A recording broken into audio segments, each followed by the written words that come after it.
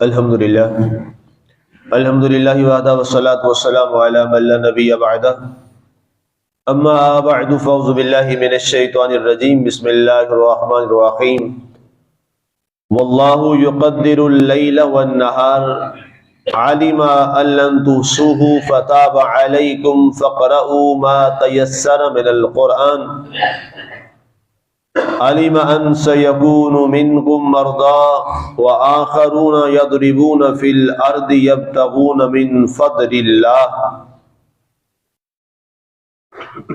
اور اللہ تعالی راتوں اور دنوں کو گھٹاتا بڑھاتا ہے، اسے معلوم ہے کہ تم ہرگز اس کی پہنچ نہیں پا سکتے، تو اس نے تم پر رحمت کی توجہ دی۔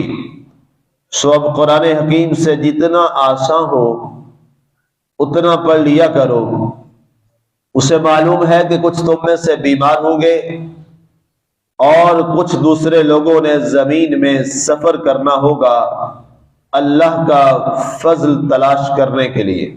سبحان اللہ۔ سامعین، ہماری سورہ مزمل شریف کی آیہ مبارکہ نمبر 20 میں نے کل عرض کیا تھا، کچھ اس کی پہلا حصہ تفسیر کا کل آپ نے سماعت کیا۔ لمبی آیہ مبارکہ ہے تو یہ حصوں کے ساتھ اس کی تفسیر چل رہی ہے۔ کل ہم نے اس پہ تفصیل پہ بات کی کہ اللہ تعالیٰ نے اپنے پیارے حبیب حضرت سیدنا محمد رسول اللہ صلی اللہ علیہ وآلہ وبارک وسلم کی ذات بابرکات کے لیے اور آپ کے ساتھ وہ آپ کے مصاحبین اور آپ کے صحابہ کرام رضوان اللہ تعالی علیہم اجمعین جو نماز تہجد کے لیے سرکار نے جو جو اوقات تبدیل فرمائے، وہ ہر لمحے میں آقا کریم علیہ الصلوۃ والسلام کے انتظار میں پہلے ہی مسجد میں پہنچ جایا کرتے تھے۔ تو اللہ تعالیٰ نے ان کے لیے آسانی اور رعایت کا معاملہ فرمایا، اور اس کے بعد نماز تہجد کی جو فرضیت ہے اس کو منسوخ کیا اور اس کو فرض نہیں قرار دیا۔ اب اس کی وجہ کیا ہے؟ اس وجہ کو بھی اللہ تعالیٰ نے یہاں قرآن پاک میں بیان فرمایا۔ ارشاد فرمایا کہ علم ان لن تحصوه فتاب علیکم، فرمایا اسے معلوم ہے کہ تم ہرگز اس کی پہنچ نہیں پا سکتے۔ ظاہر ہے اس میں تکلیف بھی ہوگی، سارا دن محنت ہے، کوشش ہے، اور پھر رات کے ایک پہر میں اٹھنا، یہ کوئی آسان کام تو نہیں ہے۔ ظاہر ہے ایک وہ چیز ہے، اب تو نماز تہجد جو ہے وہ کسی مسلمان پر فرض نہیں ہے، اور ایک وہ چیز جو فرض ہے اگر وہ ادا نہیں کریں گے تو ظاہر ہے انسان مجرم ہوگا، گناہ گار ہوگا، اللہ کے ہاں وہ گناہ کبیرہ کا ارتکاب کر بیٹھے گا۔ اللہ سے معافی مانگے، وہ معاف فرمانے والا ہے، لیکن ظاہر ہے اس کا سوال تو کیا جائے گا کہ تم نے یہ فرض چھوڑا ہے۔ لیکن اب کسی مسلمان سے تہجد کے بارے میں سوال تو نہیں کیا جائے گا کہ تو نے تہجد کیوں نہیں پڑھی۔ تو اب وہ عظیم ہستیاں تھیں، وہ عظیم لوگ تھے، وہ تو ادا کر لیتے، انہوں نے تو پورا کر ہی لینا تھا۔ اللہ تعالیٰ کے وہ بڑے چنیدہ لوگ تھے جن کی تربیت خود آپ علیہ الصلوۃ والسلام نے فرمائی تھی، لیکن آنے والی جو بعد والی امت تھی اس کے لیے یہ بہت بڑی آزمائش بن جانی تھی۔ اسی لیے آپ علیہ الصلوۃ والسلام کے وجہ سے دو چیزیں جو ہیں وہ فرض نہیں ہوئی، اور آپ نے ان کو خود ان کی جماعت کو چھوڑ دیا اور گھر میں ان کو ادا فرمایا۔ کل میں نے عرض کیا تھا ایک نماز صلاۃ التراویح ہے جو رمضان میں ہے، اور دوسری یہ صلاۃ التہجد۔ اگر آپ اس پہ مواظبت فرماتے، آپ اس کو مستقل اسی انداز میں ادا فرماتے رہتے تو یہ دو نمازیں بھی امت پہ فرض ہو جاتی۔ 5 تو پڑھی نہیں جاتی، 2 اور آ جاتی جو مشکل ترین نمازیں ہیں۔ تراویح بہت مشکل نماز ہے، اتنا وقت اس کے لیے نکالنا پابندی کے ساتھ۔ پہلے ہفتے تو شوق میں آتے ہیں بڑے مسلمان، مسجدیں بھر جاتی ہیں پہلا عشرہ میں، اور جو ہی پہلا عشرہ ختم ہوتا ہے تو ساتھ ہی تراویح پڑھنے والے بھی ختم ہونا شروع ہو جاتے ہیں۔ 10 صفوں والی ہم 1 صف اور 2 صف پہ پہنچ جاتے ہیں، تو ظاہر ہے یہ پھر سارے جواب دے اس حوالہ سے ہوتے۔ تو فرمایا ایک تو یہ وجہ ہے، اس کے بعد فرمایا فَقْرَؤُوا مَا تَيَسَّرَ مِنَ الْقُرْآنِ، اب یہ درمیان میں ایک بات آئی ہے کہ تمہیں قرآن حکیم میں سے جتنا آسان ہو اتنا پڑھ لیا کرو۔ اب یہ قرأت قرآن کے حوالے سے نماز میں قرآن کتنا پڑھا جائے، جماعت کے اندر یا آپ اکیلے نماز پڑھ رہے ہیں انفرادی طور پر یا اجتماعی طور پر جماعت میں ہیں، تو کتنا قرآن جو ہے وہ جماعت میں تلاوت کیا جائے۔ تو اللہ تعالیٰ نے فرمایا فَقْرَؤُوا مَا تَيَسَّرَ مِنَ الْقُرْآنِ، اس میں بھی ہم تمہیں جو ہے آزادی دے رہے ہیں، تمہارے اوپر کوئی فرضیت یا کوئی حکم لاگو نہیں فرما رہے، جتنا کوئی نماز میں قرآن کی تلاوت کر سکتا ہے اللہ نے اس کو اتنے کی اجازت دی ہے، وہ اتنا پڑھ لے، اس کی نماز اللہ کے ہاں ادا ہو جائے گی۔ سبحان اللہ۔ فرض کیا ایک شخص ہے، اس نے ایک آیت پڑھ لی نماز پڑھتے ہوئے، کوئی قرآن کی ایک آیت پڑھ لی اور رکوع کر لیا، تو اس نے فرض پورا کر لیا۔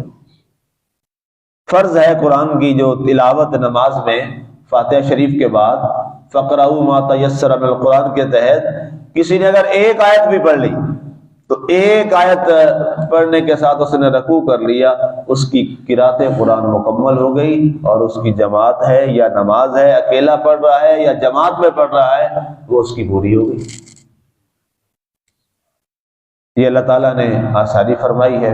ہاں یہ مصنون یہ ہے کہ جی ایک بڑی آیت پڑھ لیں، یا چھوٹی اگر آتے ہیں تو وہ 3 پڑھ لیں، اور سب سے جو چھوٹی سورہ مبارکہ ہے قرآن پاک کی آپ کو معلوم ہے وہ سورہ کوثر شریف ہے۔ اب وہ ایک آیتوں سے بھی بہت چھوٹی ہے، جیسے یہی آیت ہے ہمارے سامنے، آیت نمبر 20 ہے سورہ مزمل شریف کی، اس کے برابر میں تو وہ کئی صورتیں بن جاتی ہیں۔ پھر انا اعطیناک الکوثر فصل لربک وانحر ان شانئک هو الابتر، جماعت اس کی نماز ہو جائے گی۔ اور اگر فرض کیا کسی نے صرف یہی پڑھ لیا انا اعطیناک الکوثر، اور اس کے بعد اس نے کہا اللہ اکبر، رکوع کر لیا، تو پھر بھی اس کی فرضیت ادا ہے، اس کی نماز ہوگی۔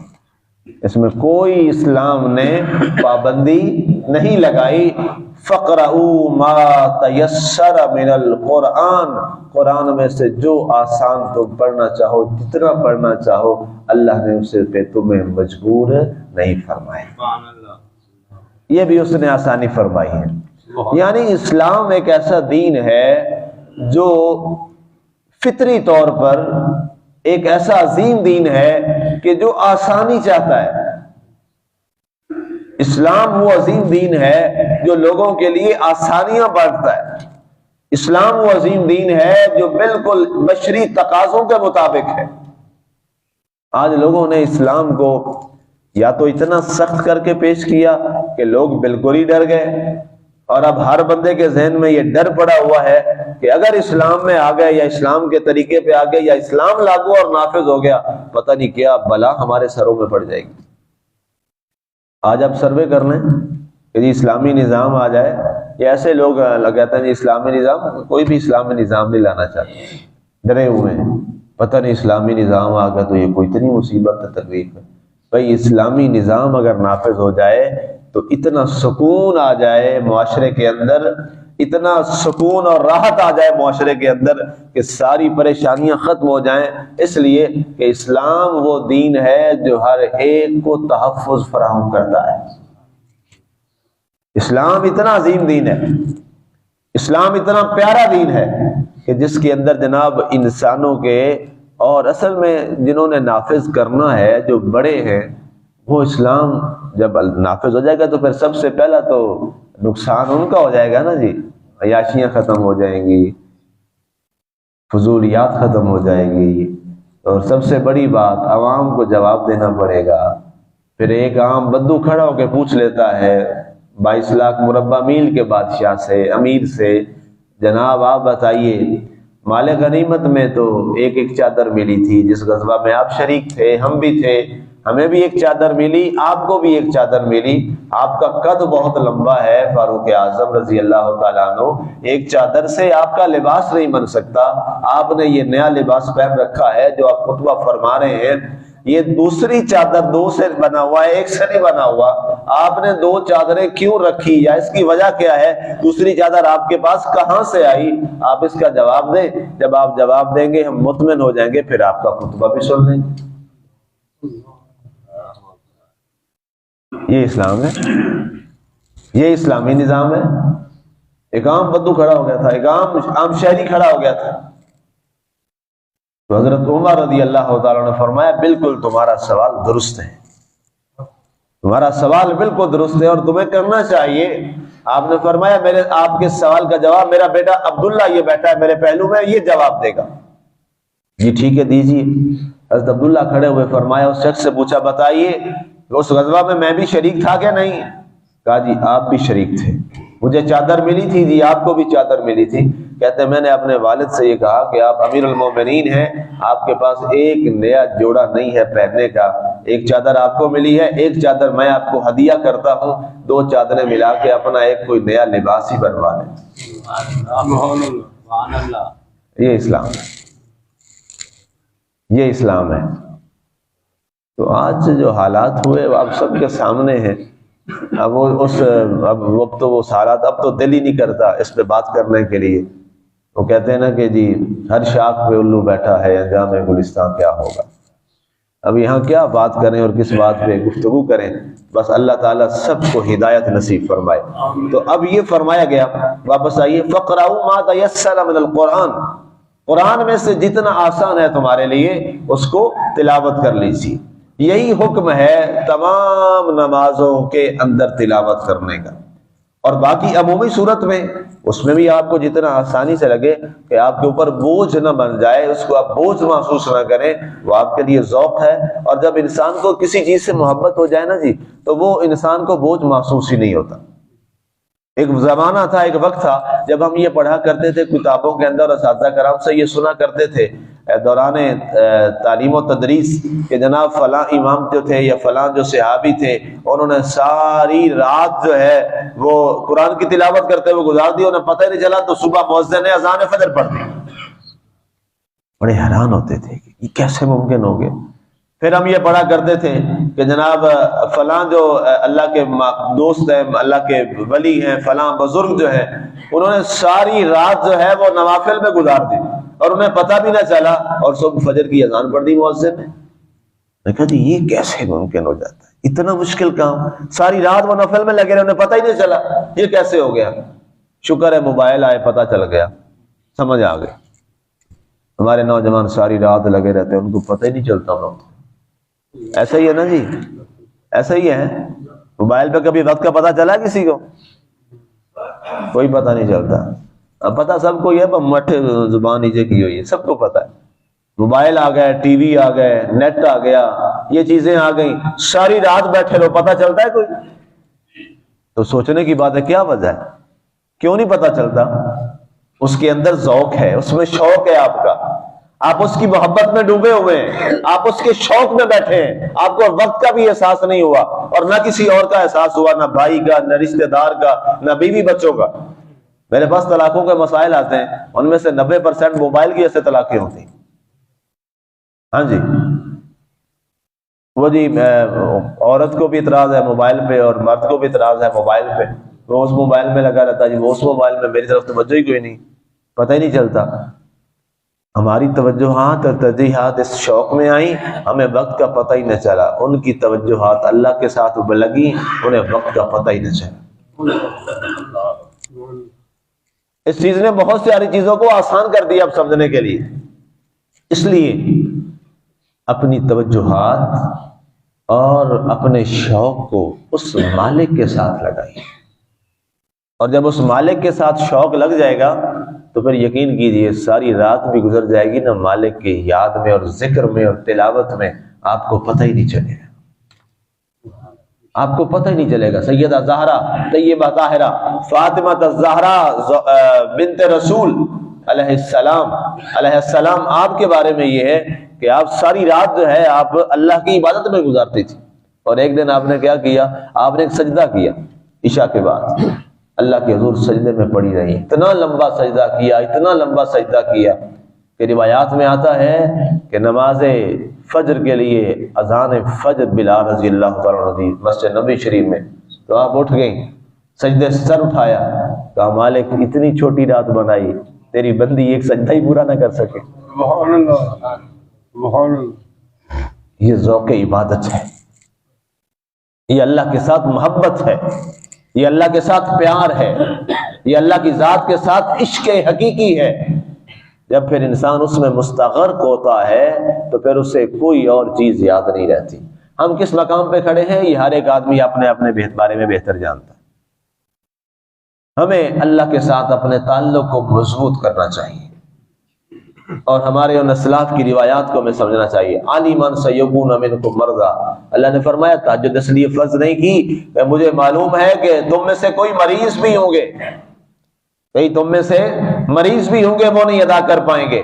وآخرون یضربون فی الارض یبتغون فضل اللہ، اور تم میں سے کچھ ایسے لوگ بھی ہیں جو سارا دن زمین میں چلتے پھرتے ہیں، روزی کماتے ہیں اور وہاں رزق تلاش کرتے ہیں، رزق تلاش کرتے کرتے وہ روزی کما کما کے اپنے روزی کی تلاش میں نکل کے سارا دن محنت کرتے ہیں، تھک جاتے ہیں۔ اپنی تھکاوٹ کو اتارنے کے لیے اللہ فرماتا ہے وہ رات کو سوتے ہیں اور صبح کام کے لیے پھر تیار ہو جاتے ہیں۔ اگر رات وہ نہیں سو پائیں گے اور تہجد بھی فرض ہو جائے گی تو وہ بیچارے کل دوبارہ صبح اپنے رزق کی تلاش میں کیسے تازہ دم ہو کر وہ اپنا رزق تلاش کریں گے۔ آپ اندازہ کیجئے ہمارا خالق ہم سے کتنی محبت کرتا ہے، سبحان اللہ۔ وہ ہماری نیندوں کا خیال رکھتا ہے، وہ ہمارے آرام کا خیال رکھتا ہے۔ اور یہاں تک فرمایا گیا کہ اگر کوئی شخص سو رہا ہے نا جی، تو اس کے پاس اونچی آواز میں قرآن کی تلاوت کی اجازت نہیں ہے۔ قرآن کی تلاوت کی اجازت نہیں ہے، یہ شریعت کا قانون ہے، اصول ہے باقاعدہ طور پر، اس پر بہت ساری احادیث پاک موجود ہے۔ یہ کس نے انسان کو اتنا احترام اور عزت دی ہے؟ میرے اللہ نے دی۔ سبحان اللہ۔ اس کے بعد اللہ کے حبیب حضرت سیدنا محمد رسول اللہ صلی اللہ علیہ وآلہ وسلم نے احترام انسانیت سکھایا ہے۔ آج اگر کوئی شخص اپنے آپ کو دیندار کہتا ہے اور دین کا داعی کہتا ہے اور اس میں احترام انسانیت نہیں ہے، اس کے پاس کوئی دین نہیں ہے۔ یہ یاد رکھیے گا، اسلام سب سے پہلے احترام انسانیت سکھاتا ہے، احترام انسانیت، احترام آدمیت۔ اللہ نے خود یہ دیا ہے، اللہ نے خود یہ عطا فرمایا۔